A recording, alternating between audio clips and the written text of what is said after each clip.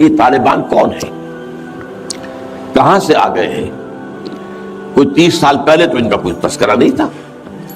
ہاں، افغانستان میں طالب علموں کو طالبان کہہ دیا جاتا تھا، اس پہلو سے تو وہ موجود تھے، لیکن طالبان ایک سیاسی یا عسکری قوت کی حیثیت سے کیسے منظر پر آئے، اس کے لیے نظر دینا ہوگا افغانستان کی تاریخ کے پچھلے 30-35 سالوں کا۔ افغانستان میں آپ کو معلوم ہے کئی سو سال سے ایک بادشاہی نظام چل رہا تھا، اور اکثر و بیشتر بڑا اطمینان کے ساتھ چل رہا تھا، امن کے ساتھ چل رہا تھا۔ اگرچہ افغانستان کے جو دیہی علاقے تھے ان میں رہنے والوں کی جو اکثریت، عظیم اکثریت ہے، وہ بڑی شدید مذہبی انداز کی تھی، نماز، روزہ اور اس پردہ، حجاب، یہ ان کے کلچر میں شامل ہے۔ یوں سمجھیے کہ یہ مذہب ہونے کا پہلو بعد میں آتا ہے، ان کے کلچر کا جز ہے۔ لیکن یہ ہے کہ جو بڑے شہر تھے، خاص طور پر کابل، وہ پوری طرح ویسٹرنائز ہو چکا تھا بادشاہ کے نام کے تحت۔ جب شاہ ظاہر شاہ آئے تھے ایک دفعہ پاکستان، ان کے ساتھ ان کی بیگم بھی تھی بلکہ، اور وہ اسکرٹ پہنے ہوئے تھی، ٹانگیں ان کی ننگی تھی، تو لوگ بڑے حیران ہوئے تھے، افغانستان، افغان بادشاہ کی بیگم جو ہے افغان ملکہ اس لباس میں۔ لیکن واقعہ یہی ہے کہ کابل جو ہے پورے طور پر ویسٹرنائز تھا، اکثر و بیشتر وہاں بھی جو لوگ نچلے طبقات میں تھے ان کے اندر ظاہر بات ہے کہ مذہب کا وہ جو کلچر ہے ان کا وہ موجود تھا۔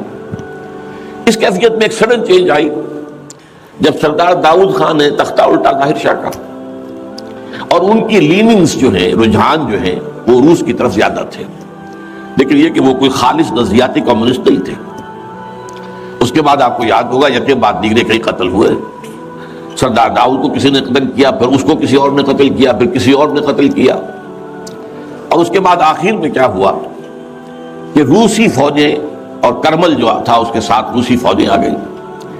تو یہ جو ایک تبدیلی ہوئی ہے، اس کے خلاف جو ہے اسلامی قوتوں کی طرف سے ریزنٹمنٹ آئی، اس لیے کہ اگرچہ ان تبدیلیوں کے دوران کمیونزم جو ہے وہ کم سے کم جو شہری علاقے تھے افغانستان کے، اس میں مضبوط قدم جما چکا تھا۔ پارٹیاں دو تھیں، پرچم اور خلق، لیکن ان دونوں کے درمیان فرق وہی تھا جو رشین ریولیوشن میں مولشوکس اور بولشوکس کا تھا۔ پارٹیاں دو لیکن نظریہ ایک، کمیونزم ایک، قیادتیں دو جدا، دو پارٹیاں۔ اسی طریقے سے ان کی پارٹیاں دو تھیں، آپس میں ان کا جو ہے پاور سٹرگل بھی جاری تھی، لیکن کمیونزم کے اوپر وہ بالکل جو ہے پورے متفق تھے۔ اب یہاں پاکستان میں اس کا جو رد عمل ہوا اس کو سمجھیے، جو بہت صحیح ہوا۔ ابھی جب کہ وہ ریزسٹنس شروع ہوئی تھی اور روسی فوجیں نہیں آئی تھیں، ابھی گویا کہ ایک لوکل فینومینا تھا، گویا کہ سب کچھ جو ہے وہ افغانستان کے اندر، جس کو میلٹنگ پاٹ کہتے ہیں، اسی کے اندر تھا۔ تو اس وقت بھی ظاہر بات ہے کہ کمیونزم کے خلاف مسلمانوں کے اندر اور مذہبی مزاج کے لوگوں کے اندر ایک رد عمل شروع ہوا، ریزسٹنس شروع ہوا، اور ان میں خاص طور پر کالجوں اور یونیورسٹیوں کے طلبہ کا حصہ بہت زیادہ تھا۔ یہ لوگ جو ہیں یا تو جماعت اسلامی کے زیر اثر تھے، اور یا زیادہ تر جو ہے الاخوان المسلمون کے زیر اثر تھے۔ انہی کے لیڈروں میں حکمت یار تھے، گلبدین حکمت یار، انہی میں احمد شاہ مسعود، اور ان دونوں کی بڑی گہری دوستی تھی، بہت گہرے ایک دوسرے کے ساتھ یہ گویا کہ کامریڈز تھے اور ساتھی تھے۔ پھر استاد ربانی، عبدالرسول سیاف، اس قسم کے لوگ، ان لوگوں نے جو ریزسٹنس موومنٹ شروع کی، تو یہاں بھٹو صاحب نے اس وقت بالکل صحیح قدم اٹھایا۔ ان میں سے بعض لوگوں کو دعوت دی، وہ آئے دارالحکومت میں، بھٹو صاحب کے مہمان رہے، ان کی پیٹھ تھپکی کہ ٹھیک ہے کرو کوشش، اور یقیناً کچھ نہ کچھ جو ہے انہیں مدد بھی دی ہوگی، لیکن یہ کہ اس کے بارے میں مجھے معلوم کچھ نہیں ہے۔ اندازہ ہے کہ جب بلایا ہے، پیٹھ تھپکی ہے، اس لیے کہ ظاہر بات ہے ان کو معلوم تھا یہ کہ اگر جو ہے یہاں پر کمیونزم آ گیا اور خاص طور پر روس اگر قابض ہو گیا تو پھر اس کا اگلا قدم پاکستان ہے۔ گویا کہ وہ جو صدیوں پرانا خواب ہے روسیوں کا، وہ زار کے زمانے کا خواب ہے کہ سائبیرین ریچ جو ہے وہ بہت ہی چاہتا تھا کہ کسی طریقے سے یہ افغانستان اور پاکستان کو رونگتے ہوئے، اور وہ جو ہے بحیرہ عرب، عربین سی اور بحر ہند، انڈین اوشن کے گرم پانیوں تک پہنچ جائے۔ لہذا افغانستان میں قدم جم گئے تو ظاہر بات ہے کہ اس کے بعد اگلا ہدف جو ہے وہ پاکستان ہوگا۔ یہ صورتحال تھی کہ جس میں بھٹو صاحب نے جو قدم اٹھایا وہ بالکل صحیح تھا۔ بعد میں جب روسی فوجیں آ گئیں، اب ایک ریزسٹنس شروع ہوئی زبردست۔ ان میں سب سے پہلی ریزسٹنس جو ہے وہ در حقیقت جو جہاد شروع ہوا ہے وہ جہاد فی سبیل حریت تھا. اس کی بنیاد مذہبی نہیں تھی بلکہ آزادی. اس لیے کہ افغان قوم جو ہے وہ غلام رہنے کی عادی نہیں ہے، اس کے لیے ذہناً تیار نہیں، جذباتی طور پر تیار نہیں. یہ پوری تاریخ کی حقیقت ہے. یہ چنانچہ اسی زمانے میں جب روس کے خلاف جنگ جاری تھی اور جہاد ہو رہا تھا افغانستان میں، تو مارگریٹ تھیچر ایک دفعہ آئی تھی پاکستان کے دورے پر، اور وہ طورخم پر جا کر انہوں نے خطاب کیا تھا کچھ لوگوں سے، جس میں بڑے تاریخی جملے مجھے آج تک یاد ہیں. We learned our lesson and the Russians will also soon learn their lesson. Afghanistan کے بارے میں ہم نے سبق سیکھ لیا تھا. ہم نے بار بار فوج کشی کی اور فتح کیا، لیکن اپنا قبضہ برقرار نہیں رکھ سکے. اسی طریقے سے بالفرض اگر روس نے قبضہ کر بھی لیا تو وہ یہاں رہ نہیں سکے گا. یہ سبق جو ہے ہم نے تو سیکھ لیا ہے، روسی بھی سیکھ لیں گے. بہرحال اس وقت جو صورتحال پیدا ہوئی اس میں ایک فیکٹر جو نیا آیا اس کو ذہن میں رکھیے. اس وقت پورے عالم اسلام میں احیاء اسلام اور نفاذ شریعت کا ایک جذبہ پروان چڑھ رہا تھا. یہ جذبہ شروع ہوا ہے کب؟ جب کہ کولونیل رول کا بستر طے ہونا شروع ہوا. یہ یورپین جو پاورز تھی انہوں نے اپنا بستر رول کرنا شروع کیا.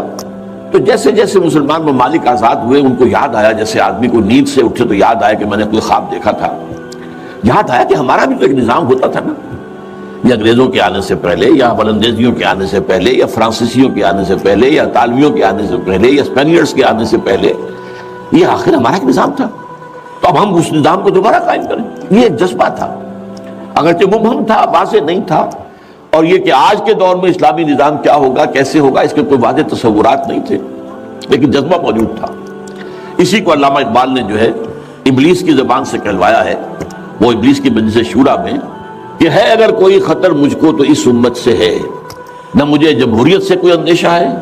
ہم نے خود شاہی کو پہنایا جمہوری لباس، یہ تو ہم نے خود ہی اس کو لباس اڑا دیا ہے شاہی کو، اور اسے جمہوریت کا رنگ دے دیا ہے. وہ انڈیویجول ساورنٹی کی بجائے پاپولر ساورنٹی، کلیکٹیو ساورنٹی، وہ شرک جو کا تو ہے، کفر جو کا تو ہے. اور نہ مجھے اشتراکیت سے کوئی اندیشہ ہے. کب ڈرا سکتے ہیں مجھ کو اشتراکی کوچہ گرد؟ ہاں ہے اگر کوئی خطر مجھ کو تو اس امت سے ہے جس کی خاکستر میں ہے اب تک شرار آرزو. یہ جو جذبہ تھا اور یہ جو تڑپ تھی، یہ اگرچہ پورے عالم اسلام میں تھی، لیکن کہیں بھی اس کی کوئی کامیابی کی صورت نظر نہیں آ رہی تھی. جذبہ موجود. اس وقت ایسا ہوا کہ جہاد افغانستان کو ایک تو اس جذبے نے سپورٹ کیا، اور یہ جذبہ کھنچ کر آیا کہ شاید ہاں افغانستان کے اندر اب یہ کام عملاً ہو جائے گا. اس لیے پوری دنیا سے لوگ آئے، والنٹیئرز آئے، انہوں نے جانیں دی، انہوں نے وہاں پر محنتیں کی. اپنے کوئی انڈونیشیا سے چلا آ رہا ہے، کوئی برما سے چلا آ رہا ہے، کوئی فلسطین سے چلا آ رہا ہے، کوئی فلپائن سے چلا آ رہا ہے، کوئی تھائی لینڈ سے چلا آ رہا ہے، کوئی سعودی عرب سے چلا آ رہا ہے، کوئی مصر سے چلا آ رہا ہے، کوئی لیبیا سے چلا آ رہا ہے، کوئی چچنیا سے چلا آ رہا ہے. یہ سارے لوگ آئے وہاں، اس لیے کہ جذبہ یہ کہا گیا کہ یہ جہاد فی سبیل اللہ ہے. میں واضح کر چکا ہوں کہ میرے نزدیک وہ جہاد فی سبیل اللہ نہیں تھا.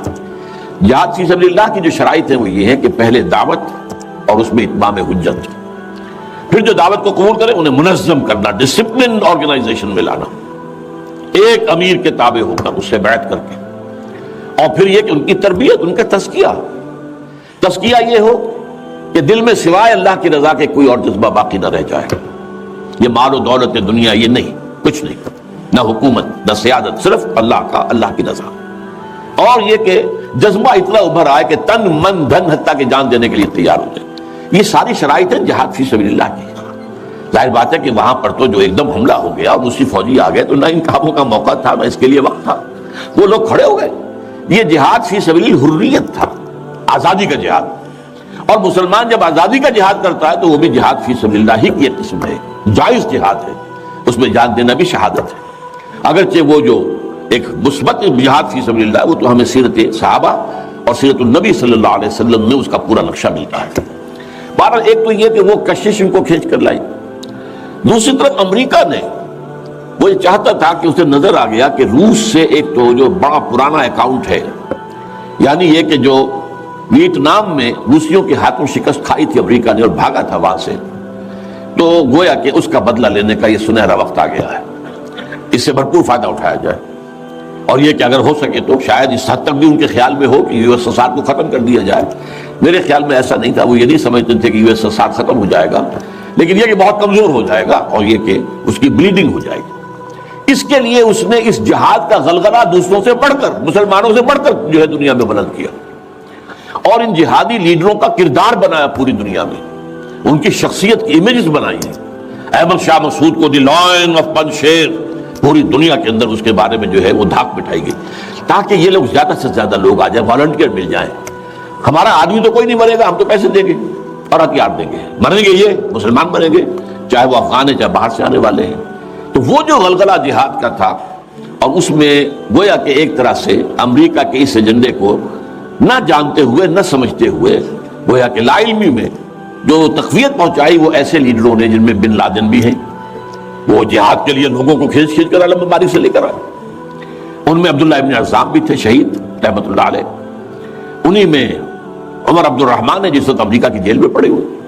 یہ سب لوگ کیا تھے؟ جہاد کے نام پر دنیا سے لوگوں کو لے کر آ رہے تھے، اور اس میں گویا کہ نہ جانتے ہوئے، ان نوئنگلی، وہ امریکہ کے آلہ کار بن رہے تھے۔ بہرحال اس میں نتیجہ جو نکلا، مجاہدین جب مجاہدین کو فتح ہو گئی، ظاہر بات ہے اس میں دونوں فیکٹرز ان میں رکھیے، صرف مجاہدین کی سرفروشی اور جانفشانی نہیں، امریکہ کے ہتھیار نے یقیناً اس میں ایک بڑا ڈیسائسو رول پلے کیا، خصوصاً تازہ ترین ہتھیار سٹنگر میزائل، جسے دنیا جانتی نہیں تھی، وہ دے دیا۔ اور اصل میں جو روسی فوج جو ہے دل برداشتہ ہو کر بھاگی ہے، اس میں سٹنگر میزائل کا بہت بڑا دخل تھا، کیونکہ ان کا سب سے بڑا ہتھیار تھا جو وہ گن شپ ہیلی کاپٹرز لے کر آتے تھے، اور وہ ظاہر بات ہے جہاں پہاڑوں کے اوپر بھی مورچے لگائے ہوئے تھے، وہاں ظاہر بات ہے ٹینک تو نہیں پہنچ سکتے تھے، کوئی اور بمباری وہاں کرنا مشکل تھی، تو یہ گن شپ بڑے جہازوں سے بہت نیچے آ کر بمباری بھی ممکن نہیں تھی، تو گن شپ ہیلی کاپٹر سے جو بمباری وہ کرتے تھے، فائرنگ کرتے تھے، وہ ان کا سب سے بڑا ہتھیار تھا، اور اس کو بالکل ختم کر کے رکھ دیا سٹنگر میزائل نے۔ کہ میزائل آپ نے داغا ہے تو وہ یہ نہیں ہے کہ ہدف سے اگر نہ لگے ہدف پر تو ادھر ادھر ہو جائے گا، نہیں، جدھر وہ ہدف جائے گا اس کا پیچھا کرے گا، اس کے پیچھے پیچھے جائے گا، جدھر وہ مڑے گا ادھر وہ مڑ جائے گا۔ دل مال کفر ہے سودار، جیسے وہ کفر جو ہے جو رخ موڑ لے تم بھی رخ موڑ لو، اب وہ تباہ کر دیتا تھا گن شپ۔ تو یہ بہرحال جو بھی شکست ہوئی روس کو اور وہاں سے من چلا گیا، تو اس کے بعد امریکہ بھی فوری طور پر وہاں سے غائب ہو گئی۔ اس نے مجاہدین کے اندر گروپ بندی، باہمی کشاکش، یہاں تک کہ باہمی دشمنی کے بھی بیج بو دیے تھے، اور اس میں ISI بھی رول اس نے پلے کیا ہے۔ ISI یہ چاہتی تھی کہ یہاں کوئی ایک مضبوط ایسی حکومت نہ بن جائے کہ جس کو جو ہمارے پھر کنٹرول میں نہ رہے، لہذا ISI والوں کا جو بھی رول ہوگا نہیں صرف پاکستان کے لیے، لیکن یہ مجھ سے ایک مجاہدین لیڈر میں سے ایک صاحب نے خود کہا کہ ہمیں لڑوایا ISI نے۔ میں نہیں کہہ سکتا کتنی اس میں درستی ہے اور کتنی غلطی ہے، لیکن امریکہ نے یہ کیا کہ لڑا کر ان کو بجائے اس کے کہ کوئی حکومت وہاں قائم کرواتا اور آرام کے ساتھ وہاں سے رخصت ہوتا، اس حکومت کو مستحکم کر کے، جیسے کہ وہ اپنا سر توڑ زور لگا رہا ہے عراق کے اندر کہ یہاں کوئی حکومت جو ہے وہ قائم ہو جائے، مستحکم ہو جائے، پھر یہاں سے ہم رفتہ رفتہ نکلے، کو فوراً بھاگے، آپس میں وہ جو ہے دشمنی کے بیج بو کر۔ نتیجہ کیا نکلا؟ وہ جہاد فی سبیل اللہ، فساد فی سبیل اللہ بدل گیا۔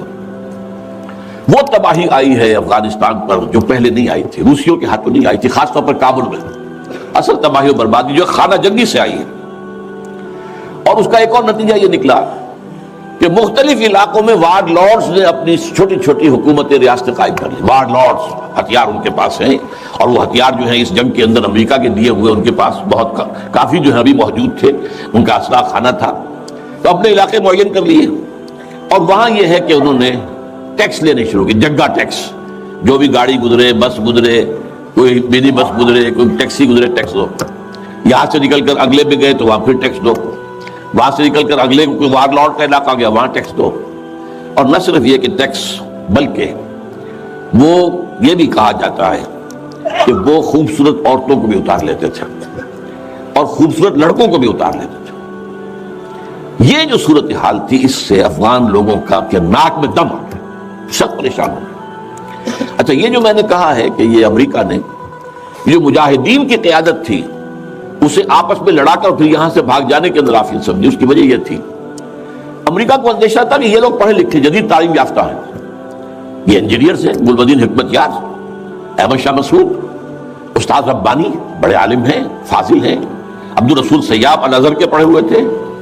اسی طریقے سے صبغت اللہ جو ہیں وہ بھی بڑے عالم آدمی تھے اور پڑھے لکھے آدمی تھے, جدید تعلیم یافتہ بھی اور قدیم کے لیے بھی جانتا تھا.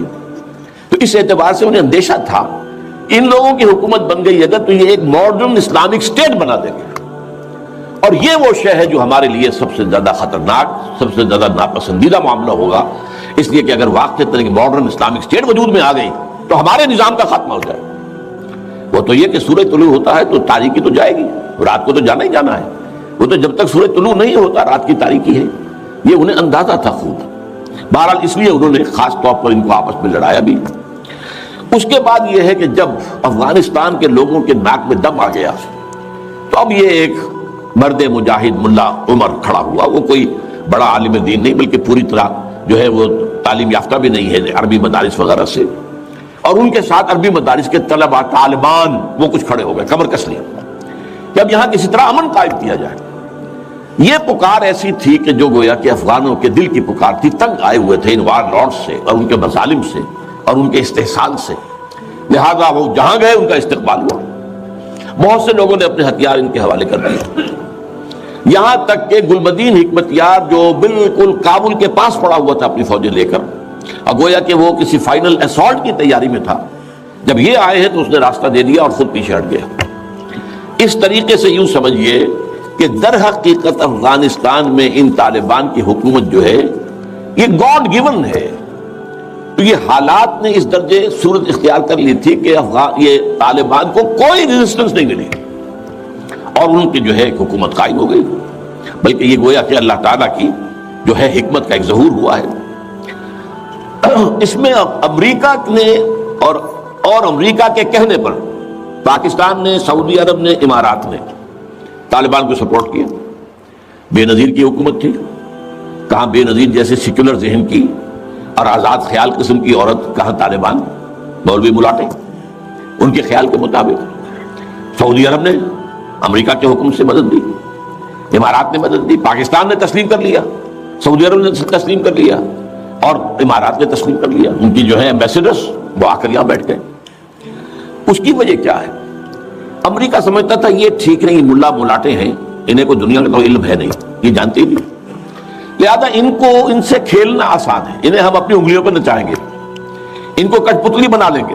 اس پہلو سے انہوں نے کہا کہ یہ اچھا ہے, یہ لوگ اگر آ جائیں تو ٹھیک ہے. وہ خطرہ نہیں ہے کہ یہاں کوئی ایک ایسا اسلامی نظام سامنے آ جائے جو جدید دنیا کے تمام تصورات اور تقاضوں کو بھی پورا کرتا ہو اور کتاب و سنت کے تقاضوں کو بھی پورا کرتا ہو. اس کا کوئی اندیشہ نہیں ہے, لہذا انہیں مدد دی. لیکن ہوا کیا؟ دو کام ایسے ہوئے ہیں کہ ایک تو افغانستان کے 90% علاقے پر قبضہ جو ہوا تو امن, کلی امن, چوری ختم, ڈکیتی ختم, زنا بالجبر ختم, زنا ختم.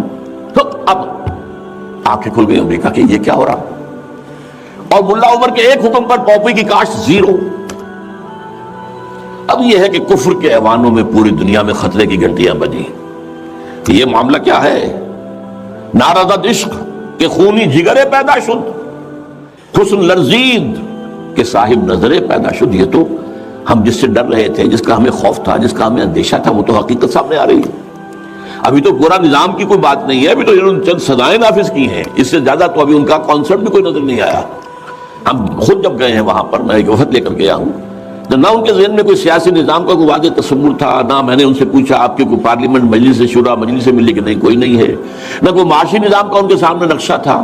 میں نے پوچھا کہ آپ کے یہاں بینک ہیں کہ نہیں ہے, میں نے کہا آپ اپنا پیسہ کہاں رکھتے ہیں, ہمارے پاس پیسہ ہے ہی نہیں. مطلب یہ کہ یہ کوئی نظام کی بات تھی نہیں.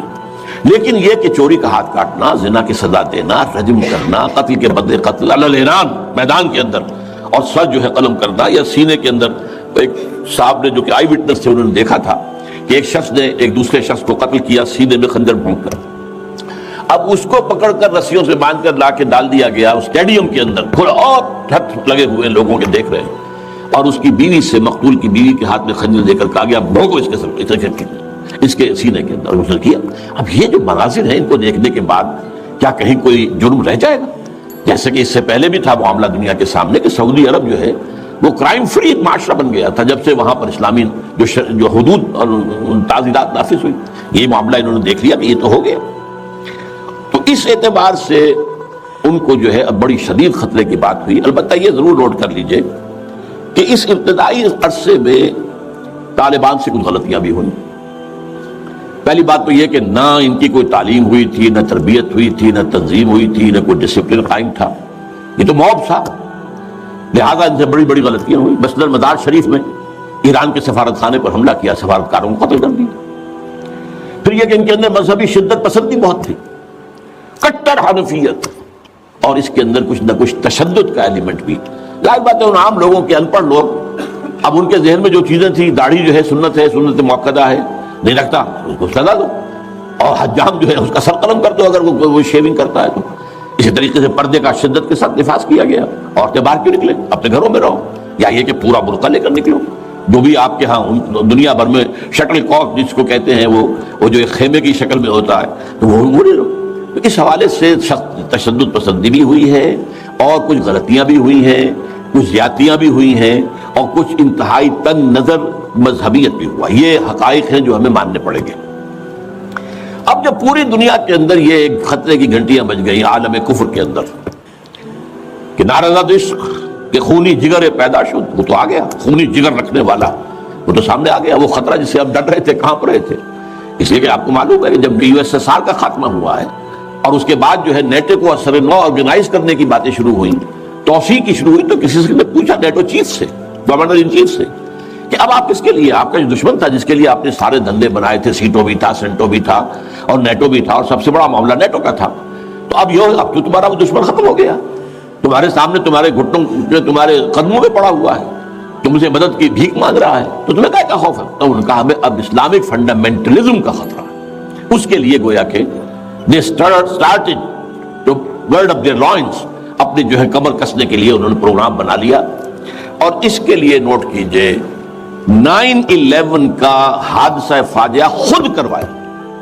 یہ ثابت شدہ حقیقت ہے. اس وقت اس میں طالبان کا تو خیر 0% بھی کوئی امکان نہیں، اس میں القاعدہ کا بھی کوئی حصہ نہیں. یہ ضرور معلوم ہوتا ہے کہ ان میں جن لوگوں کو انہوں نے اپنے آگے رکھ لیا تھا دنیا کو دکھانے کے لیے، کچھ نوجوان قسم کے جو پائلٹس تھے جنہوں نے چھوٹے چھوٹے جہازوں پر، چڑیوں جیسے جہازوں پر تربیت حاصل کی تھی، دکھانے کے لیے انہوں نے کیا ہے. ان میں سے کسی کا تعلق غالباً کوئی تعلق تھا جو کہ اسامہ ابن لادن کے ساتھ، جس پر کہ ان کو اس نے یہ کہہ دیا تھا کہ عنقریب ایک بہت بڑا واقعہ ہوگا. بس اس حد تک بات صحیح ہے. باقی قطعاً کوئی نہ اسامہ ابن لادن کا حصہ. یہ کروایا موساد نے، نیو کونز نے، CIA نے. کیوں کروایا؟ اس لیے کہ ان کے سامنے اب افغانستان کے اندر ایک بہت بڑی فوج کشی کرنے کے لیے ایک بہت بڑی طاقت کی ضرورت ہے. اور یہ بہت بڑی طاقت جو ہے اس کے لیے امریکہ کا جو پبلک اوپینین ہے تیار نہیں ہوگا جب تک کہ اتنا بڑا کوئی حادثہ نہ ہو جائے. یہ ایک اور بات جو ہے وہ بیچ میں آ گئی ہے، لیکن میں بیان کر دوں کہ یہ تو 90s کے اندر، لیٹ 90s میں بات ہو گئی تھی کہ امریکہ میں جو ٹاپ کے تھنک ٹینکس تھے وہ سوچ رہے تھے کہ 21ویں صدی میں امریکہ اس گلوب کی سپریم سپر پاور کیسے رہے، اپنی اس پوزیشن کو جو حاصل ہو گئی اس وقت اور بھی مضبوط کرے. ابھی رشیا اور چائنا تو اس کے دائرے اقتدار سے باہر ہے، ابھی بھارت بھی تقریباً باہر ہے، لیکن آگے بڑھا کر گلوبل پوری طرح، اور کیسے ہو یہ کہ اسے برقرار کیسے رکھے. تو اس پر ان کے تھنک ٹینکس تھے، اور اسی پر ان کا ایک مقالہ شائع ہوا تھا، امریکہ نیڈز اے پرل ہاربر. امریکہ کو ایک پرل ہاربر جیسے واقعے کی ضرورت ہے. اب یہ تاریخی بات سمجھ لیجئے، امریکہ دوسری عالمگیر جنگ تک، سیکنڈ ورلڈ وار تک انٹرنیشنل معاملات میں کبھی آیا ہی نہیں تھا. وہ تو بڑے آرام سے تھا دو اوشنز کے درمیان، ادھر اٹلانٹک ہے ادھر پیسیفک ہے. ظاہر بات ہے کہ ان قریب کوئی دشمن ہے ہی نہیں، لہذا اسے تو اپنا معیار زندگی بہتر بناؤ، اپنے حالات بہتر بناؤ، اپنے انوائرمنٹس بہتر بناؤ، اپنا یہ کرو اپنا وہ کرو بس. سیکنڈ ورلڈ وار میں بڑی شدید ضرورت پیدا ہوئی الائز کو، جب جرمنی اور جاپان جو ہے بھرکس نکال رہے تھے کہ کسی طرح امریکہ کو آمادہ کیا جائے. چرچل بھی گیا، اس نے بھی خوش آمدید کی، یہ بھی کہا جان لو اگر ہم ختم ہو گئے تو نیکسٹ باری تمہاری ہوگی، پھر یہ نازی جو ہے تمہیں چھوڑیں گے نہیں. پھر بھی وہاں کی پبلک اوپینین جو ہے موبلائز ہونے کو تیار نہیں تھی. اب اس کے اوپر ایک کام یہ ہو گیا، جاپانیوں نے بہت بڑا بلنڈر کیا. پرل ہاربر پر ایک بہت دور دراز کی بندرگاہ تھی جہاں امریکہ کا ایک بہت بڑا جو نیوی کا بیس تھا، اچانک اس پر حملہ کیا. بے شمار لوگ جو ہیں وہ زخمی ہوئے یا یہ کہ محصور ہوئے. اس پر غصہ چڑھا ہے امریکہ کو، اور وہ سویا ہوا شیر جاگا ہے، اور اس پر پھر وہ سیکنڈ ورلڈ وار میں آیا میدان میں، اور ظاہر بات ہے کہ جرمنی کو شکست اسی نے دی ہے، اور یہ ہے کہ اسی کی فوجیں تھی کہ جو اتنی ہیں نارمنڈی کے ساحل کے اوپر، اور اس کے بعد جو ہے پاسا پلٹا جنگ کا۔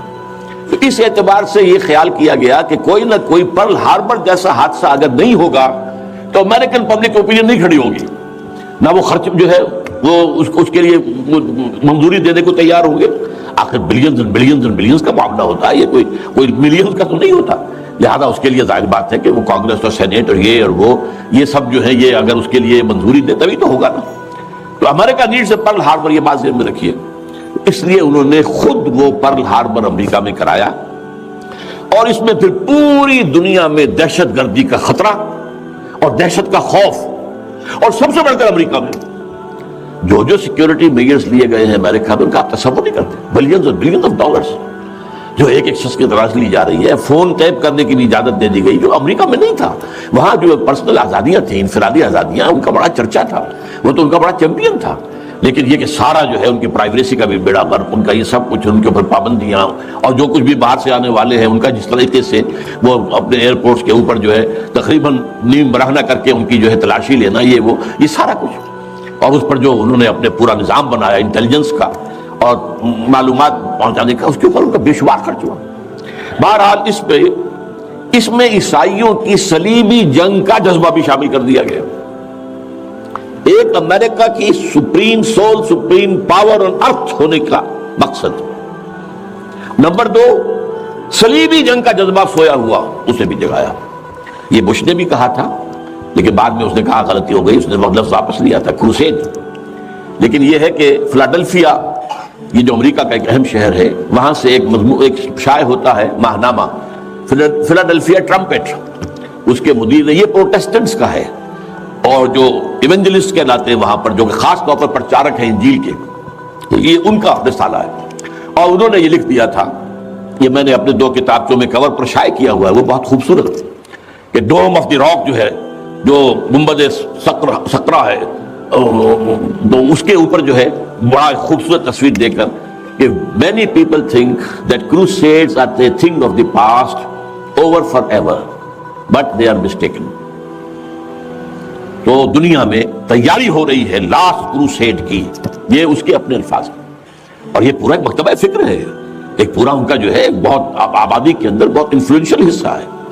پروٹیسٹنٹ کے اندر خاص طور بیپٹسٹ کے اندر ایونجلسٹ، یہ نیو کونس یا بورن اگین کرسچنز، یہ اصطلاحات جو ہیں اگر آپ پڑھتے ہو، یہ سب ایک طبقہ ہے جو اصل اعلی کار ہے یہودیوں کا۔